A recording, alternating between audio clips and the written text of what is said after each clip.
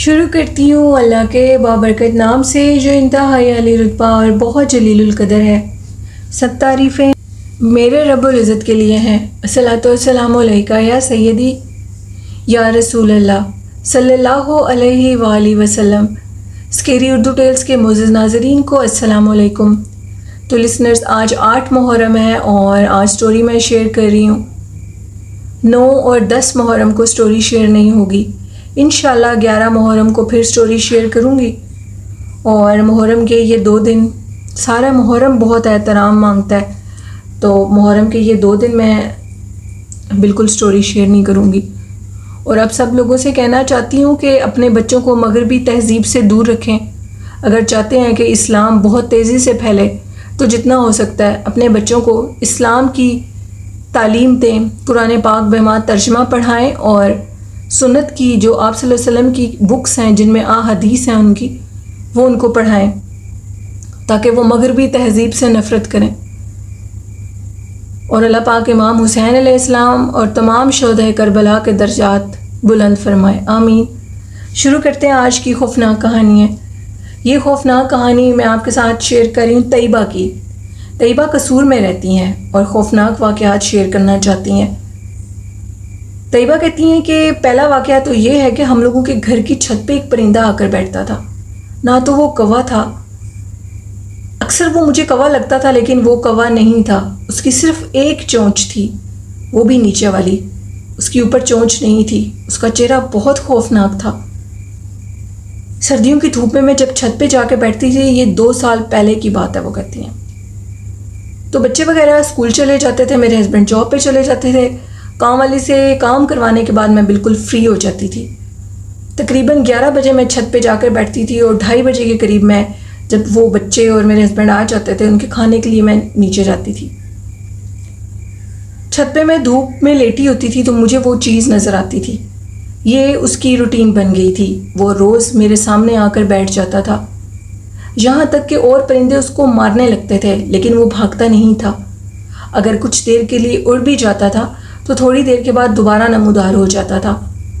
अगर वो एक परिंदा ही होता सिर्फ, तो इस तरह ना होता। वो इस तरह किसी से डरता ना, किसी के भगाने से भागता, क्योंकि कौवे तो 1 सेकंड में भागते हैं लेकिन वो बिल्कुल नहीं भागता था। रात में ख्वाब में सोई, तकरीबन 1 माह के बाद मुझे ख्वाब में क्या नज़र आया कि वो कौवा नहीं है, वो एक चुड़ैल है। और वो चुड़ैल हमारे साथ वाले घर में रहती है और मुझसे कह रही है हम कलाम होकर कि मैं भी एक लड़की हूँ और मैं एक कौवे के रूप में तुम्हारे सामने आती हूँ। तुमने बाज़ दफ़ा मुझे भगाने की, मुझे उड़ाने की कोशिश की, लेकिन मैं डरती नहीं हूँ क्योंकि मैं कौवा नहीं हूँ। कोशिश किया करो, जब तुम मुझे कौवे के रूप में देखती हो तो अपने छत पर चावल डाल दिया करो, कच्चे चावल डाल दिया करो। मैं इनको बहुत शौक़ से खाती हूँ। मैं तुम्हें कोई नुकसान नहीं दूंगी। मैं भी एक लड़की की तरह लड़की हूँ, मैं किसी को नुकसान नहीं देती और कई 100 सालों से इस आबादी के अंदर रह रही हूँ। जब इधर आबादी नहीं थी तब से मेरा इधर घर है। ये वो मखलूक, तैयबा कहती हैं कि मुझे ख्वाब में बता रही है। मैं ख्वाब में बहुत ज़्यादा डर रही हूँ उसे देखकर, लेकिन वो मुझे कहती है कि मुझे डरने की ज़रूरत नहीं है। ये घर जिसमें वो रहती है वो नया बना था 4-5 साल पहले। उस मखलूक के आने की वजह से वो घर अब बन ही नहीं पा रहा, अंडर कंस्ट्रक्शन है और रुक गया है। मालिक दोबारा आ ही नहीं सके इस घर को बनाने के लिए।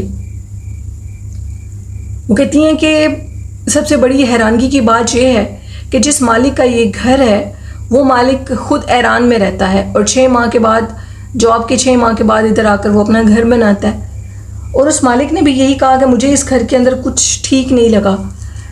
दुराने घर बनाने के तो कुछ महसूस नहीं हुआ, लेकिन जब घर बन गया है पूरे तरीके से तो मुझे महसूस होता है कि इस घर के अंदर कुछ असरात हैं, साया चलता हुआ नज़र आता है।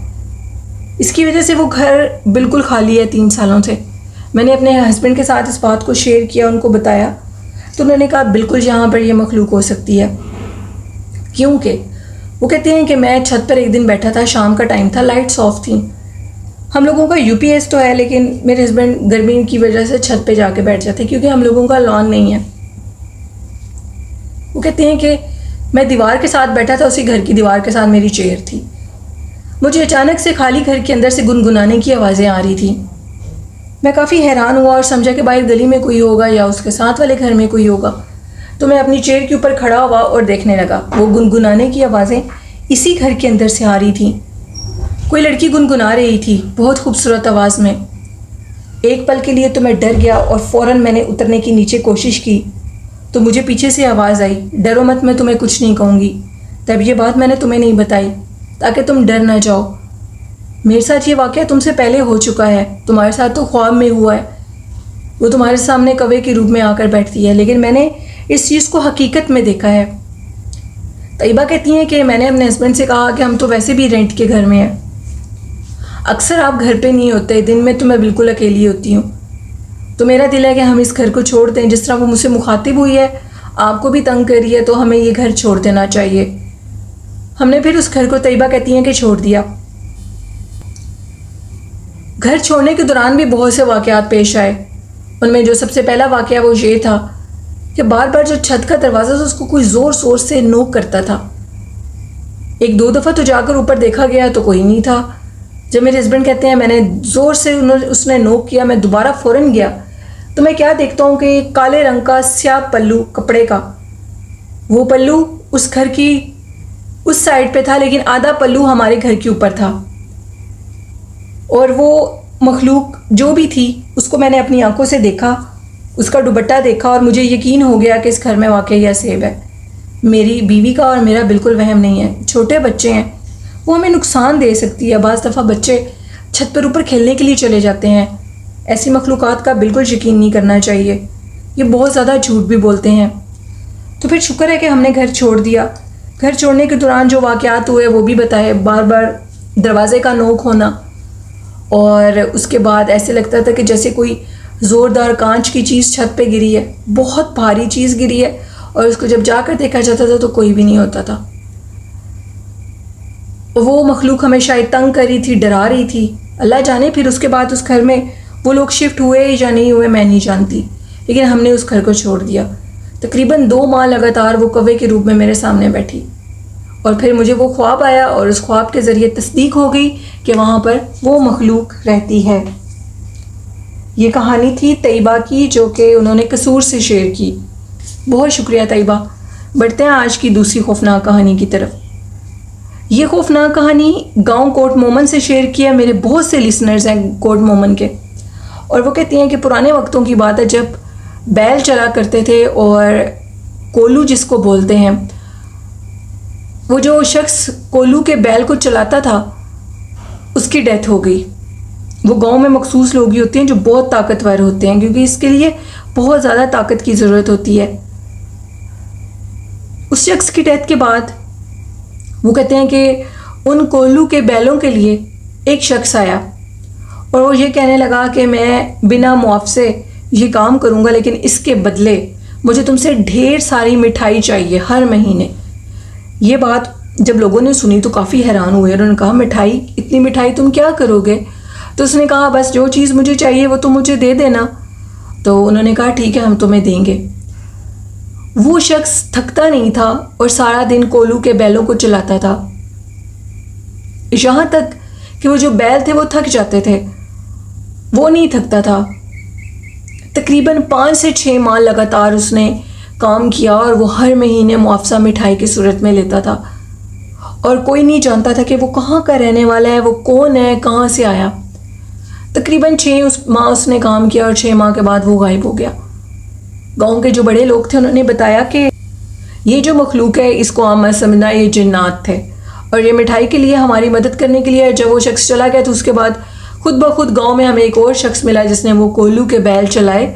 ये कहानी वो कहते हैं बहुत पुरानी है, दादा अबू ने बताई थी, अब तो उनका भी वो कहते हैं कि इंतकाल हो चुका। पहले वक्तों में जिन्नात इस तरह आते थे लेकिन तंग नहीं करते थे, पैसे लिए बिना वो बिना मुआवजे के काम कर दिया करते थे, लोगों की मदद कर दिया करते थे। क्योंकि लिसनर्स उन वक्तों में फहाशी बिल्कुल नहीं होती थी, नाफरमानी नहीं होती थी, इस्लाम बहुत ज़्यादा था, इंटरनेट आम नहीं थी, मोबाइल्स नहीं थे, जिसकी वजह से आज बहुत ज़्यादा लोगों की इस्लाम की तरफ से दूरी और दूसरी चीज़ों की तरफ रग़बत ने ऐसी चीज़ों को भी मौका दे दिया कि वो जो लोग नापाक रहते हैं, नमाज नहीं पढ़ते, 24 घंटे गाने और इन चीज़ों के अंदर वो इन्वॉल्व रहते हैं, तो ये मखलूक़ात उनके ऊपर डेफिनेटली ज़्यादा असर करती हैं बानिस्बत उन लोगों के जो कि नमाज पढ़ते हैं, बावजू हालत में रहते हैं। तकलीफ़ तो किसी पर भी आ सकती है। अल्लाह पाक तो सबके हैं, चाहे जो अल्लाह पाक का नाम लेते हैं उनके भी और जो नहीं लेते उनके भी। तो ये मखलूक़ात तो इंसान की किस्मत की बात है, किसी ना किसी इंसान से ज़रूर कोई ना कोई गलती हो जाती है जिसकी वजह से वो जिन्नात इंसान के ऊपर हावी हो जाते हैं। और बेशक अल्लाह सबकी आजमाइश लेता है, मोमिन इंसान अपनी आजमाइश पे पूरा उतरता है। बढ़ते हैं आज की नेक्स्ट खौफनाक कहानी की तरफ। और ये खौफनाक कहानी मेरे साथ इतरत ने कराची से शेयर किया। ये मेरी एक रेगुलर लिसनर है और अक्सर मेरे साथ स्टोरीज़ शेयर किया करती हैं। इतरत कहती हैं कि मेरी जो बड़ी बहन है उनकी स्टोरी है और वो कहती हैं कि उनका जो रूम था वो बिल्कुल स्टेयर्स में था, यानी हाफ स्टेयर्स के ऊपर जो रूम बने होते हैं और आगे फिर स्टेयर्स होती हैं जो छत की तरफ जाती हैं, तो उनका रूम सेंटर में था। वो अकेली सोती थी, उनको आदत थी मेरी बड़ी बहन को, क्योंकि वो पढ़ती थी सारी रात, वो अपनी पढ़ाई की वजह से किसी के साथ नहीं सो पाती थी। वो कहती हैं कि जब मैं रात के टाइम सोती थी तो मुझे लगता था कि ऊपर वाली सीढ़ियों से जैसे कोई बड़ी तेज़ी से नीचे उतर के आया है और वो मेरे दरवाज़े को नॉक करता है। हमारी ऊपर वाली सीढ़ियों में भी दरवाज़ा लगा हुआ था और एक दिन मैं उठी और मैंने जाकर उस दरवाज़े को बंद कर दिया। अक्सर वो दरवाज़ा खुला रहता था, ज़्यादातर खुला रहता था। मैंने जब उस दरवाज़े को बंद कर दिया और मैं रात को सो गई तो मुझे ख्वाब में नज़र आया कि बड़ी तेज़ी से दरवाज़े को नॉक कर रहा है। इतनी शिद्दत से ख्वाब में कोई दरवाज़े को नॉक कर रहा था कि मेरी आँख खुल गई। और जब मेरी आँख खुली तो मैंने क्या देखा कि वाकई मैंने क्या सुना कि वाकई दरवाज़ा बड़ी तेज़ी से नॉक हो रहा था। और मैंने कहा कि मुझे उठ के देखना चाहिए, लेकिन फिर किसी चीज़ ने मुझे रोक दिया कि उठ के देखने की गलती मत करना, ये चीज़ ठीक नहीं है। सुबह उठकर मैंने अम्मी को ये बात बताई और अम्मी ने कहा कि बेटा आइंदा ये गलती मत करना। तुम्हारे अब्बू की डेथ से पहले उन्होंने मुझे एक चीज़ समझाई थी, जब मेरी नई नई शादी हुई थी तब भी, और उनकी डेथ से पहले वो मुझे ये तनबीह करके गए थे, क्योंकि ये हम लोगों का अपना घर है कि हमारे घर में जिन्नात रहते हैं। पहले वो जिन्नात हमारे नीचे वाले हिस्से में रहते थे, लेकिन जो तुम्हारी दादी अम्मा थी, जब तुम्हारे अब्बू की शादी हुई, बच्चे हुए, तो वो जिन्नात तुम लोगों को खेलते थे और जिसकी वजह से हम लोग तंग पड़ते थे, धक्का दे देते थे, क्योंकि वो शरारती मखलूक है। तो तुम्हारी दादी अम्मा ने उनसे मुखातिब होकर कहा कि ये हमारा भी घर है, आपका भी घर है, मैंने भी इधर रहना है, बच्चों ने भी इधर रहना है, तो बेहतर है कि आप हमारे नीचे वाले हिस्से की रिहाइश छोड़कर ऊपर शिफ्ट हो जाएं। तो उनके दरमियान ये मुआहदा हुआ था कि हम ऊपर शिफ्ट होंगे, लेकिन एक वादा करें कि आप सीढ़ियों के सेंटर वाले दरवाजे को कभी बंद नहीं करेंगे। हम जब चाहें नीचे आए जाएंगे, लेकिन आपके बच्चों के साथ बिल्कुल नहीं खेलेंगे। हम मुकम्मल तौर पर ऊपर वाले हिस्से में शिफ्ट हो जाएंगे, लेकिन इस दरवाजे को कभी बंद करने की गलती ना करना। तो ये बात मैं तुम लोगों को बताना भूल गई, इसलिए कि कहीं तुम लोग डर ना जाओ।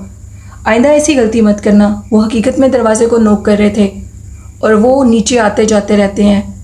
अब जबकि वो तुम पर जाहिर हो चुके हैं, तो मैं तुम्हें ये मशवरा देती हूँ कि तुम ऊपर वाले हिस्से में सोना छोड़ दो। हमारे रूम के साथ ही एक छोटा स्टोर रूम था, तुम उधर बैठ कर पढ़ लिया करो, क्योंकि अब वो मखलूक जान चुकी है कि तुम इधर आकर पढ़ती हो और उनको पता है कि तुम पर वो वाज़िया हो चुके हैं, और जिन पर वो वाज़िया हो जाए उनको फिर वो बार बार नज़र आते हैं। तो मैं नहीं चाहती कि तुम्हें कोई तकलीफ़ हो और तुम्हारी पढ़ाई में कोई हर्ज हो, इसलिए तुमने आइंदा ऊपर नहीं सोना। इतरत कहती हैं कि फिर मेरी बाजी नीचे शिफ्ट हो गई और स्टोर रूम में पढ़ा करती थी, उनके लिए स्टोर रूम की जगह खाली करती थी। सारी रात हमारा ऊपर का दरवाज़ा खुला रहता था, लेकिन अल्लाह का शुक्र है कि कभी कोई चोर नीचे से हिल में नहीं आया। वो खुद हमारे घर की हिफाजत करते थे। और अब वो कहती हैं कि उनकी अम्मी की डेथ हो गई, उनके अब्बू की तो डेथ पहले ही हो गई थी। इन सब बहनों की वो कहती हैं कि शादी हो गई और अब उधर सिर्फ भाई रहते हैं उनके, और उनके भाई के साथ भी बहुत से वाक़यात पेश आते हैं। कहते हैं कि अक्सर वो सो रहे होते हैं शादी के बाद भी, तो एक लड़की जिसके सारे चेहरे के ऊपर बाल है, और वो बिल्कुल जब कभी भाई की आंख खुलती है अक्सर सोए तो वो उनको नज़र आती है। कहते हैं कि दफ़ा मैं कंप्यूटर यूज़ कर रहा था तो मुझे लगा जैसे मेरे रूम के अंदर कोई स्मोकिंग कर रहा हो, इतना धुआं और धुआं सिगरेट की स्मेल थी। मैं काफ़ी हैरान हुआ कि सिगरेट तो वो मखलूक पी नहीं सकती, फिर आकर ये क्या है। तो यही था कि वो शरारत करते हैं। एक दफ़ा वो कहते हैं कि मेरी नई नई शादी हुई थी और मेरी बीवी किचन में काम कर रही थी, बच्चे वगैरह भी नहीं थे और मैं कंप्यूटर वाले रूम में काम कर रहा था। जिधर बैठकर मैं कंप्यूटर पे काम करता हूँ तो बिल्कुल सामने ड्रेसिंग टेबल भी पड़ा हुआ है, तो बाहर से मुझे सारा नज़र आता है क्योंकि रूम के दरवाजे की तरफ मेरी कमर होती है। कहते हैं कि मैं काम कर रहा था, अचानक से मुझे कोई अक्सा गुजरता हुआ बैक साइड से नज़र आया। रात का टाइम था, सहन की लाइट्स ऑन थी, तो मुझे लगा जैसे कोई गुजर के गया है, बड़ी तेज़ी से गुजर के गया है, और वो साया बड़ा प्रोमिनेंट था जो कि जिसने मुझे अपनी तरफ मतवज्जा किया। अब मैं उस साये के इंतज़ार में लगातार देख रहा था शीशे में, तो मुझे लगा कि फिर कोई लड़की नुमा मखलूक गुजर के गई, और मैं डर गया कि मेरी बीवी किचन में अकेले काम कर रही हैं। हमारे उस घर में वाज़ेह तौर पर ये सब कुछ होता है। इतरत कहती हैं घर बहुत ज़्यादा पुराना है, और जो हम लोगों की गली है, जिस गली में हम लोग रहते हैं, वो तंग सी गली है, बिल्कुल पुराने ज़माने की गली है। कराची में भी बहुत से सिखों की दौर की गली हैं, और ये भी सिखों के दौर के ही घर हैं जिनको हमने अपनी मर्ज़ी से बनाया। और फिर उसके बाद भाई कहते हैं कि मुझे पता लग गया कि उधर कुछ है, और मैंने फ़ौरन मैं अपनी बेगम के पास गया, उनके साथ किचन में खड़े होकर काम करवाया। अभी तक मेरी बेगम पे ये राज नहीं खुला कि इधर कोई मखलूक है, शायद उन्होंने तंग नहीं किया। मैं अल्लाह का शुक्र अदा करता हूँ। उनकी एक ही बेटी है, छोटी सी है, साल की। और भाई कहते हैं कि वो मखलूक उधर है और मुझे अपना एहसास दिलाती है। लड़की है वो, और कभी मैं इस रूम में अकेले कंप्यूटर वाले रूम में सो जाऊँ तो वो मेरे पैरों के जो थंब होते हैं, अंगूठे होते हैं, उनको छेड़ती है, बहुत ज़ोर से जगा देती है, यहाँ तक कि मुझे पैरों में दर्द शुरू हो जाती है। मैंने फिर एक मौलवी साहब से रब्ता किया, उनको सारी बात बताई कि ये मखलूक तो मुझे बहुत ज़्यादा तंग करती है, और मेरी बीवी भी घर पे अकेली होती है, मैं शॉप पे चला जाता हूँ, तो मुझे इसका हल बताएं। उन्होंने कहा कि इसका यही हल है कि हम आपको कुछ तावीज़ात देंगे, आप अपने घर के जो कमरे यूज़ करते हैं वहाँ पे लगा दें। तो किचन में भी लगा दिया, ड्राइंग रूम में भी लगा दिया, सहन में भी, कंप्यूटर वाले रूम में, हमारे बेडरूम में। तो मैंने कहा कि फिर वो कहाँ जाएंगे, तो उन्होंने कहा कि वो फिर ऊपर वाले रूम में ऊपर चले जाएंगे। तो फिर इसी तरह हुआ, वो ऊपर चले गए। और ये मखलूक, लिसनर्स बिल्कुल हकीकत कह रही हैं इतरत, ये मखलूक ख्वाब में मिलती है। फिर मेरे भाई की ख्वाब में आई और कहने लगी कि ये तुमने अच्छा नहीं किया, मैं तुम्हें कभी कोई नुकसान नहीं देती थी, लेकिन फिर भी तुमने ये तावीज़ात लगाकर मुझे नीचे आने से रोक दिया, और अब मैं नीचे नहीं आ सकती। इन तावीज़ात को उतार दो, मैं तुम्हें कोई नुकसान नहीं दूंगी, मैं सिर्फ तुम्हें देखती हूँ क्योंकि तुम बचपन से इधर रहते हो और मैं भी तुम्हारी एज फेलो हूँ, और बचपन में तुम्हारे साथ बहुत ज़्यादा खेली हूँ। तो लेकिन इसके बावजूद वो कहते हैं कि इन मखलूक़ात की दोस्ती अच्छी नहीं है। इतरत कहती हैं कि उनके भाई कहते हैं। ये वाक़यात थे इतरत के जो कि कराची से उन्होंने शेयर किए। बहुत शुक्रिया इतरत अपनी स्टोरीज शेयर करने के लिए। रुमैसा कहती हैं कि हमारे छत के ऊपर, ये स्टोरी रुमैसा की है, हमारी छत के ऊपर एक दरख्त है बहुत बड़ा। अक्सर मेरे अब्बू जी कहते हैं कि रात को सोए आँख खुले तो मैं देखता हूँ कि एक औरत है जो कि दरख्त से नीचे उतर रही है और बिल्कुल मेरी चारपाई के करीब आकर बैठ जाती है। जैसे ही मैं आयतल कुर्सी पढ़ता हूँ तो वो दूर हट जाती है, इतनी दूर होती है कि दरख्त के ऊपर चढ़ना शुरू कर देती है। रुमैसा कहती हैं कि अब्बू ने ये बात हमें पहली दफ़ा बताई और हम लोग बहुत ज़्यादा डर गए। उसके बाद हम लोग नीचे नहीं सोए, हमारा दिल, हम ऊपर नहीं सोए छत पे, हम लोग फिर नीचे ही सोते हैं। तो सर्दियों के मौसम में वो अक्सर हमारे रूम नॉक करती है बाहर से। दादी अम्मा हमारे साथ हमारे कमरे में सोती हैं और वो कहती हैं कि उसको बिल्कुल तुम लोगों ने कोई रिस्पॉन्स नहीं देना, वही मखलूक है जो रात के टाइम नॉक करती है, क्योंकि हमारे कमरों के अंदर ही कमरों के दरवाजे हैं। हम सारी बहनें दादी अम्मा के साथ सोती हैं, भाई अब्बू और मेरी अम्मी, छोटे भाई वो एक रूम में सोते हैं। तो हमारे दरवाज़ों के अंदर ही दूसरे दरवाजे कमरे तक जाने का दरवाज़ा है। तो अब्बू जी भी कहते हैं कि बिल्कुल दरवाज़ा नहीं खोलना क्योंकि ये वही मखलूक़ात है, तंग करती हैं। बच्चे अगर इनको रात के टाइम देख लें तो डर जाएंगे। बहुत से घरों में ऐसी बहुत से काम हैं, रुमैसा कहती हैं, और ये काम होते हैं सबके साथ, चाहे कोई माने ना माने। कुछ लोग इग्नोर कर देते हैं, तो कुछ लोग इन चीज़ों के ऊपर इसलिए यकीन रखते हैं कि उनको पता है कि ये अल्लाह पाक की मखलूक ये होते हैं। और कुछ लोग जो बहुत ज़्यादा मॉडर्न होते हैं वो ये समझते हैं कि जिन्नात कोई नहीं होते, ये सब एक झूठ है, ड्रामा है, और वो हत्ता के जादू को भी सच नहीं समझते। तो ये कहानी थी, एक शॉर्ट सा वाक़या रुमैसा का। ये थी आज की खौफनाक कहानियाँ। मैंने सोचा मैं अपने लिसनर्स के साथ आज ज़्यादा स्टोरीज़ शेयर करूँ। इंशाल्लाह 10 मुहर्रम के बाद दोबारा स्टोरीज़ का सिलसिला शुरू होगा, और आप भी अपनी खौफनाक कहानियाँ डिस्क्रिप्शन बॉक्स में मेरी ईमेल आईडी पे शेयर कर सकते हैं। आखिर में कहना चाहूँगी कि हुज़ूर नबी करीम सल्लल्लाहु अलैहि वसल्लम पर दुरूद व सलाम पढ़ें, उनसे मोहब्बत करें और पानी की सबील लगाएं, जितना हो सकता है गरीबों में पानी दें। इन दिनों में शोहदा करबला के नाम, इमाम हुसैन अलैहिस्सलाम के नाम का हदिया पेश करें हज़रत पाक सल्लल्लाहु अलैहि वसल्लम के तोफ़ैल, तो अल्लाह पाक ज़रूर हमारी मुश्किलें आसान करेगा। वालिदैन जैसी खूबसूरत नेमत की कदर करें, उनसे मोहब्बत करें, प्यार करें। जितना हो सकता है अच्छे कामों को आगे बांटें, बुरे कामों से परहेज़ करें। ये दुनिया और आखिरत का हमारे लिए अजर व सवाब है। कुरान पाक में माँ तर्जुमा पढ़ें, तहारत में रहें और नमाज़ पढ़ें। इसी के साथ अपनी होस्ट नीलम को इजाज़त दीजिए। अपना और अपने वालिदैन का ख्याल रखिएगा। मुझे और मेरे वालिदैन को अपनी ढेरों दुआओं में याद रखिएगा। अल्लाह नेगेबान।